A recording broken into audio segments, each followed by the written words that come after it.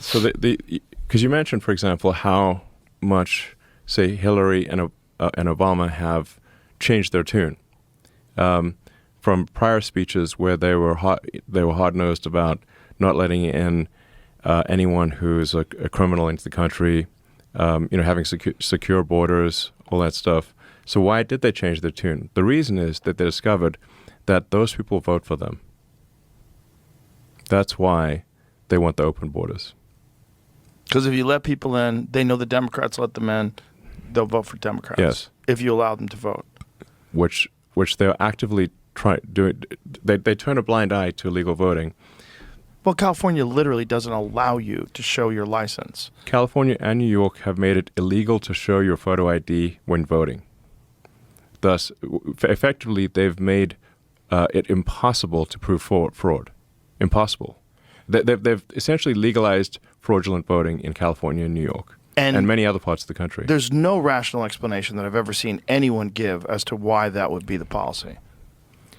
Unless you were trying to just allow people to vote illegally, because there's no other reason. If you need a driver's license or you need an ID for everything else, yes, including just recently to prove that you were vaccinated.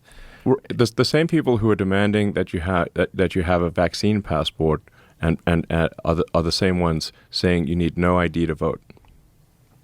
Same people. Right, but so it's obviously hypocritical and inconsistent. So you really think it's just to get more voters?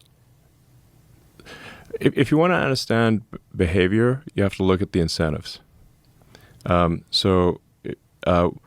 Once the Democratic Party in the U.S. and the left in Europe realized that if you have open borders and you provide a ton of government handouts, which creates a massive financial incentive for people from other countries to come to your country, and you don't prosecute them for crime, they're going to be beholden to you, and they will vote for you. And that's why Obama and Hillary went from being against open borders to being in favor of open borders. That's the reason. In order to import voters so they can win elections.